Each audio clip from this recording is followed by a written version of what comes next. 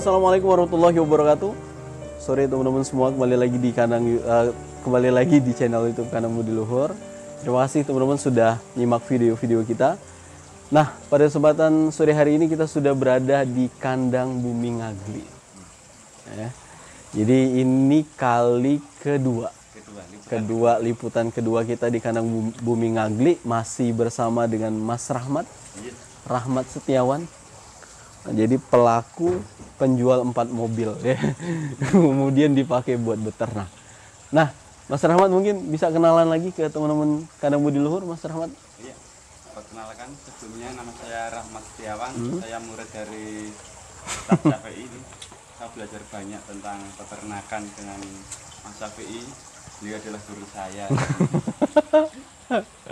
Mas Rahmat, Ya. Kemarin saya kesini sebelum kurban ya?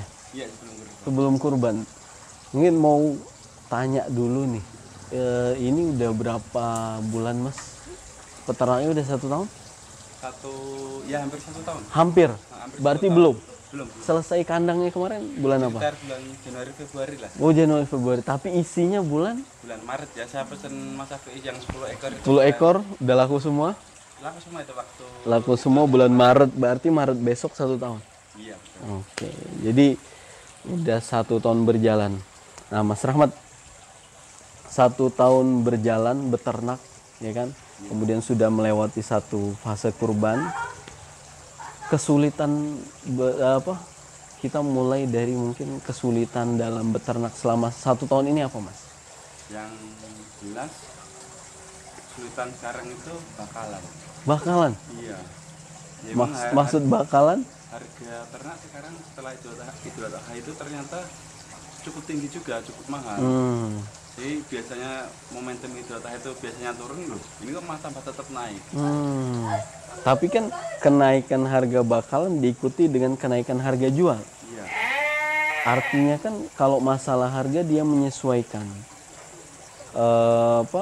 Oke, masalah harga mungkin kesannya mahal. Tapi kesulitan yang Mas Rahmat rasakan itu selain harga apa di bakalan? Dapat nggak bakalannya? Kalau Maksudnya Mas kan bilang bakalan, berarti ini konsepnya sekarang penggemukan. ya pengemukan sih. Oh, dari kemarin penggemukan. Iya. Jantan ya. Maksudnya mengalami kesulitan itu Mas ini mau menggemukkan habis Idul Adha. Iya, betul. Nggak dapat barangnya. Iya, nggak dapat barang. Nggak dapat barangnya, sulitnya itu. Kalau masalah harganya juga ternyata mahal. Iya. Iya, meskipun Mas Rahmat sebenarnya kalau harga bakalan tinggi itu pasti harga jualnya juga tinggi, Mas. Hitungannya sebenarnya sama tantangannya. Cuma memang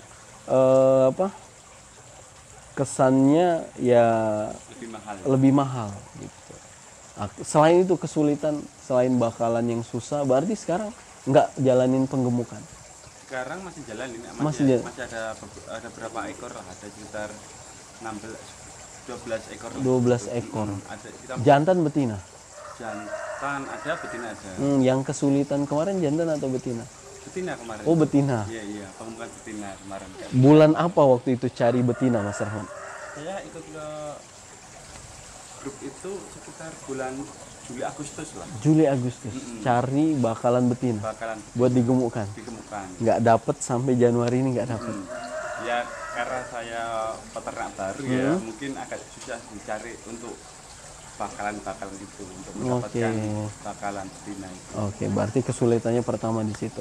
Nah, sebelum kita membahas sisi lain lah, saya coba buat tanya kesulitan dasar lah.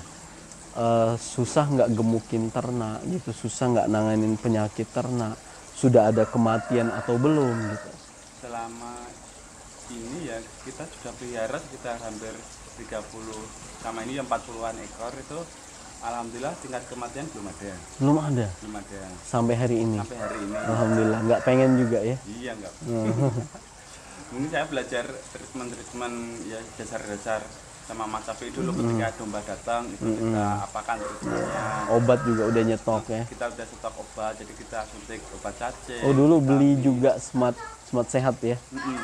Terus obat-obatan itu, jadi kita suntik obat cacing, vitamin B, terus ATP. Jadi kan nanti kita masalah kesehatan kan sudah ada vitaminnya, Oh, udah tercover. sudah tercover setelah itu. Gemukin ternak juga nggak ada kesulitan. Mungkin ternak kita dengan konsep kita juga masalah pakan kita nanam odot sendiri. Odot sendiri. Nah, terus kita pakai complete feed juga. complete feed juga. Ya kita sebagai campuran, kita beli di tempat Mas Safi sebagai campuran. Terus sama kulit kacang hijau. Kulit kacang hijau. Jadi konsep makanannya ini ya hampir sama dengan kandang budi luhur. Ternak gemuk nggak ada masalah. Tidak ada kesulitan di sisi itu. Tidak ada. Nggak ada kematian, tidak ada kesulitan menggemukkan ternak. Ya, jadi intinya secara teknis nggak sulit beternak itu, Mas. Tidak sulit. Nggak sulit. Ya walaupun ketika ada ketemu penyakit, saya ikut grup peternakan, saya minta tolong, oh ini obatnya apa? Saya tanya ke teman Mas Safi yang sudah pernah, ini diare obatnya apa? Nah, saya dikasih advice, nasihat, ya kita eksekusi, kita obatnya ini, jadi kita lebih tenang. Oke, terakhir kemarin merino diare. Ya, merino kemarin ya. Kemarin saya minta langsung hentiin silasenya, full hijauan, terus dikasih diapet, sembuh. Sembuh. Alhamdulillah. Oke, Mas Rahmat, secara teknis tidak ada kesulitan. Pertanyaan saya selanjutnya, Mas Rahmat kan di video kita sebelumnya kita ngobrol, Mas Rahmat ini kan jual 4 mobil. Nah, nyesel nggak jual mobil diganti kandang peternakan? Saya tidak nyesel. Ya? Nggak nyesel. Malah makin yakin beternak. Makin yakin dengan saya juga sekarang mencoba itu dorper itu anakan F1 dorper. Dulu beli bobot 30-an kilo, sekarang 4 bulan di kandang bunga sekarang bobotnya udah 50-an kilo. Ya, dibeli juga nggak boleh itu. Dibeli juga nggak boleh kan? Boleh. Dulu beli sekitar 3 jutaan.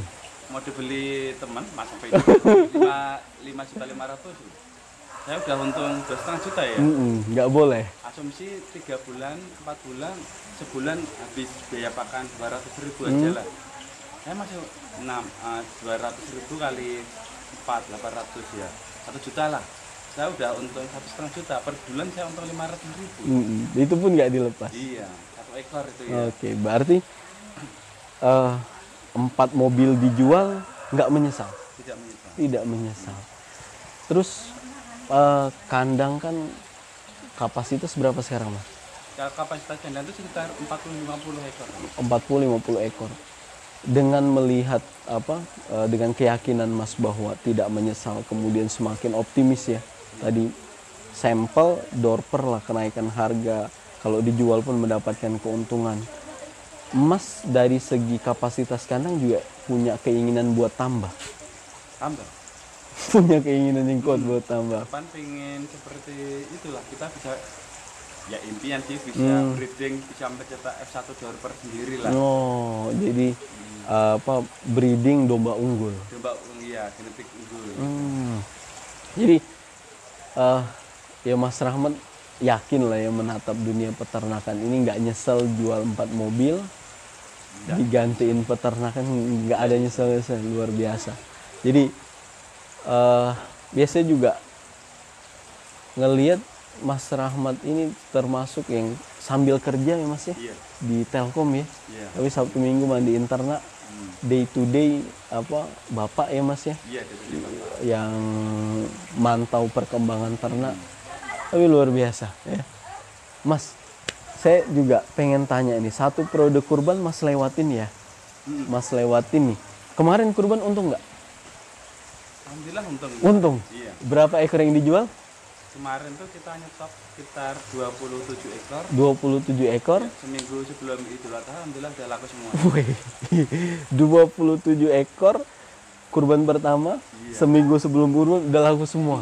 Alhamdulillah kemarin tuh ya iklannya kita cuma iklan sosial media aja lah. Berarti kalau seminggu sebelum, kalau yang ada pesen hari-hari menjelang kurban itu masih ada yang pesen dong? Banyak, kemarin yang datang banyak. Oh, tapi Mas arahkan ke peternak-peternak lain?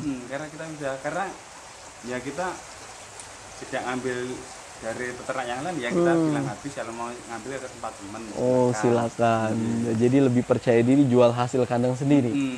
Dan gemuk-gemuk. dengan kopi metode pakan kandang budi luhur kemarin.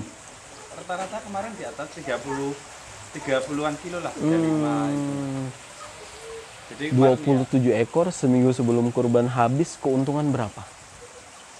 ya kemarin kita hitung detail sih ya. Detail. Yang Dari 27 ekor itu 27 ekor itu sudah dikurang. Rata-rata ya kita jual per kilo ya. Kita satu ekor itu ya kita jual kalau bobotnya di atas 30 kilo kita jual 3.300.000. Dari beli taruhlah 1,8 1,9. Terus kalau itu pun 30 kilo ke atas ya 34, 35, 36, ya kan? Iya. Oke, to the point. Keuntungan berapa? Karena ini kan kemarin kita transparan ya. Nggak. Tapi Saya bukan auditor, jadi ada hitungannya. ada hitungannya. Karena editornya ibu. Oh iya, ibu negara. Ya maksudnya apa? Kira-kira berapa tuh keuntungan dari 27 ekor kemarin? Bersih itu dengan 27 ekor itu kemarin kita bisa sharing profit antara 15 sampai 17 juta lah. Keren. Itu sudah dikurangi biaya pakan, terus tapi tenaga nggak kita hitung ya. Enggak, tenaga nggak dihitung karena merawat sendiri. Sendiri. Tapi itu hebat itu bersih ya. Dan ya tanpa kematian. Iya. Dan saya memang ngelihat kalau teman-teman ikuti mungkin Facebook ya, Mas sering upload ternak Mas Rahmat juga bisa di tracking. Ketika kurban kemarin memang gemuk-gemuk sekali. Iya betul. Ya kan? Bersih.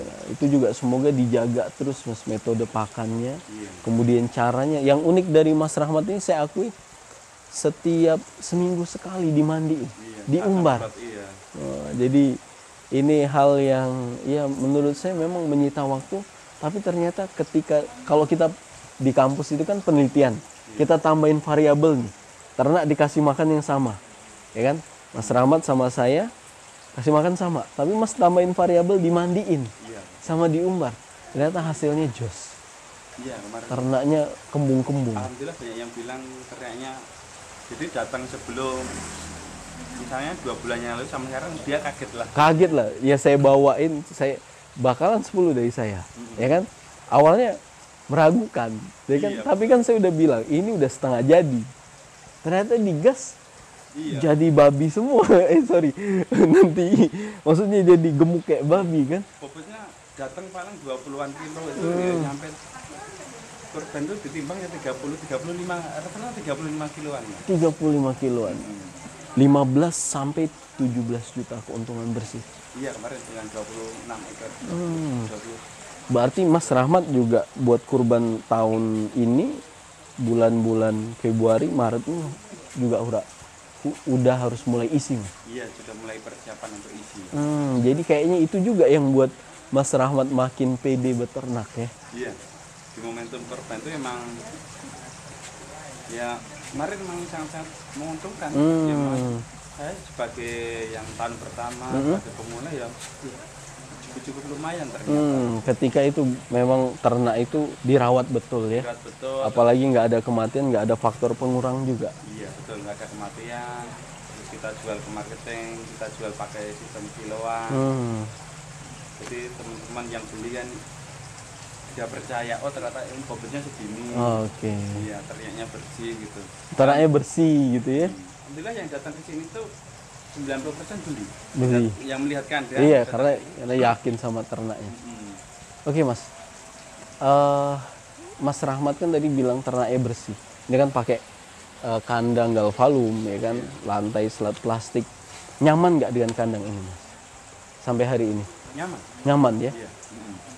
Jadi gampang rusak nggak, Mas, kandang galvalum ini? Kalau gambar rusak itu mungkin karena kemarin isinya ternak jantan ya, jadi seruduk-seruduk itu bautnya lepas. Mungkin bautnya lepas. Mungkin perlu diperbaiki lah, itu masalah teknis dan itu masih wajar. Masih wajar. Jadi ya kandang model galvalum ya nggak masalah. Nggak masalah. Apalagi Mas Rahmat kan waktu di awal-awal buat ya kalau bisa untuk ternak ditambahin ditambahin bahan kayu. Iya. Dan Mas sudah lakuin itu. Dan ini hampir 1 tahun berjalan, penyusutan nggak banyak ya? Iya, nggak banyak. Nggak banyak. Perbaikan juga nggak banyak, ya minor lah. Oh, kecil sekali. Jadi kandang ini nyaman ya? Nyaman. Jadi ini juga yang ingin saya garis bawain teman-teman.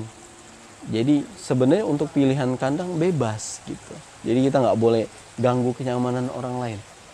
Saya datang ke sini, saya nggak suka sama kandang Mas Rahmat. Saya bilang, Mas Rahmat, kandang ini nggak relevan lah gitu. Menghabiskan biaya itu nggak boleh. Gitu. Yang perlu kita hadirkan itu adalah kedewasaan. Ya kan? Kalaupun ada kritik, saran itu lebih bersifat membangun. Misalnya, Mas ini besok kayak tadi kan ada selat yang dia kena panas, kena hujan, kemudian ditutupi gitu ya dari panas dan hujan. Itu adalah masukan yang positif dibanding mencemooh. Karena memang teman-teman, ini juga saya ingin sampaikan, kandang jenis seperti ini kemarin juga ada tulisan yang bilang sesat. Ya kan? Pernah baca kan? Penyesatan kandang terkoleksi. Dan saya jawab juga dengan tulisan. Alhamdulillah tulisannya diturunkan. Jadi dia hapus. Alhamdulillah. Jadi dengan kandang ini nyaman. Oke, sekarang saya mau tanya nih, Mas Rahmat. Ini sudah mau penggemukan, tapi nggak dapat bakalan sampai hari ini. Terus sekarang programnya apa? Sekarang kita tetap diisi, tetap isi pengemukan, kita cari bibit-bibit lah. Ya bibit-bibit 1 dorper, kita rencana mau hilangkan 1 dorper dengan betina. Oh, berarti ada sisi breedingnya. Ada sisi breedingnya. Kalau kurbannya? Kurbannya nanti sekitar bulan Maret. Oh, berarti sekarang isi tapi lebih ke yang seneng-seneng aja. Iya, betul.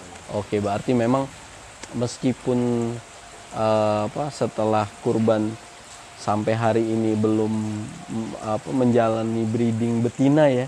Ya saya berdoa semoga persiapan kurbannya lebih matang, keuntungannya lebih banyak lagi. Amin. Oke.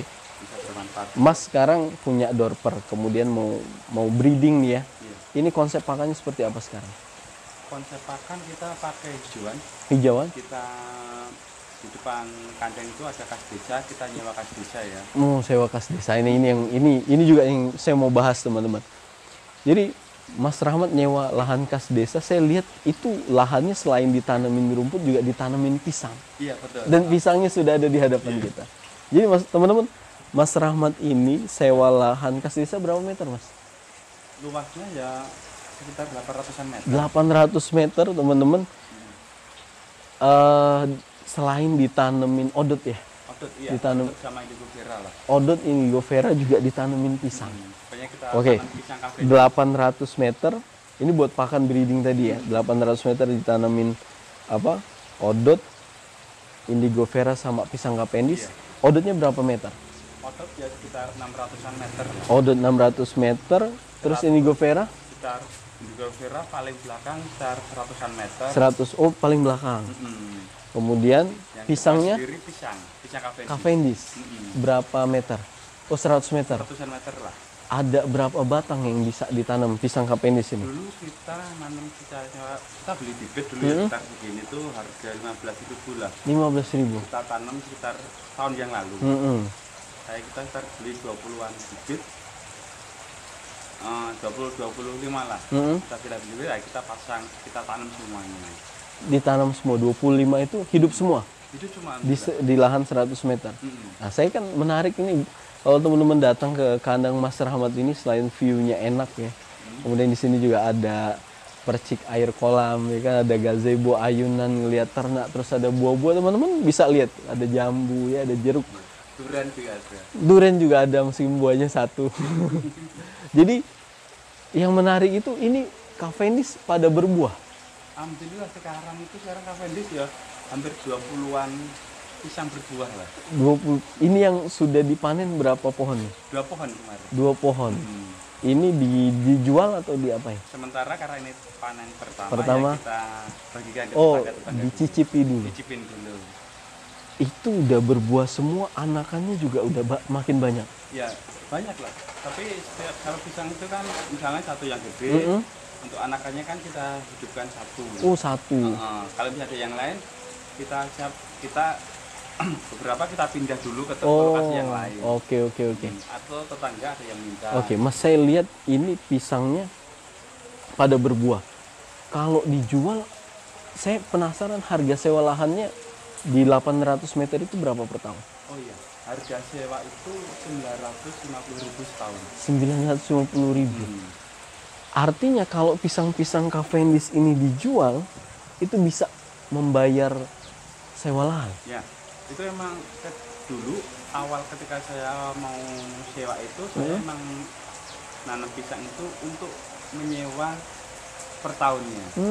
Jadi memang disiapkan konsepnya untuk pisang ditanam untuk membayar biaya sewa lahan. Jadi kita gratis order lah gitu. Oh, jadi sewa lahannya gratis. Iya, dari pisang-pisangnya. Istimewa. Makanya tadi kelihatan sekali ya teman-teman, Mas Rahmat ini optimis ya. Ternyata juga biaya sewa sama dengan nol. Sekarang mau pengembangan breeding domba unggul, pengen sewa lahan lagi. Rencana iya. Artinya dengan konsep ini kan demplot bisa direplikasi. Berapapun lahan yang disewa, kalau bisa jual pisangnya gratis. Iya, betul. Istimewa. Nah, teman-teman bisa belajar ke sini ya. Datang ke Mas Rahmat ya, ngeliat nih secara langsung pisang-pisang Mas Rahmat nih, syukur-syukur pulang dibawain kayak kita ya. Dibawain pisang, tapi ini kurang loh, Mas. Oh, iya, ada anak, istri, tetangga. Itu perlu dibawain semua. Jadi nggak jadi bayar lahan dong. masih banyak. Masih banyak ya. Bisa nggak? Luar biasa. Dengan satu tundun itu kita jual 100.000, kita dengan 10 pohon udah untuk sewa 1 tahun. Oh iya, karena mahal ya. Cavendish kan cukup mahal. Cukup mahal. Ya saya meskipun nggak tahu harganya, mungkin ya saya sudah bisa menggambarkan lah. Kalau misalnya pisangnya tadi Mas juga ada yang dipindah, tunas-tunasnya sangat bisa lah. Iya. Tunas-tunasnya dipindah itu bisa. Terus, bahkan ditambah di sela-sela odot juga dia tidak mengganggu. Tidak mengganggu. Jadi pisangnya itu kan pupuknya kita dari peternakan. Oh, dari lahan sendiri juga. Dari istimewa. Ternaknya itu dari urinnya, dari sisa pakan. Zero waste. Iya. Biasanya sama bapak sisa pakan, terus sama urin itu kita buang di pisang. Mantap.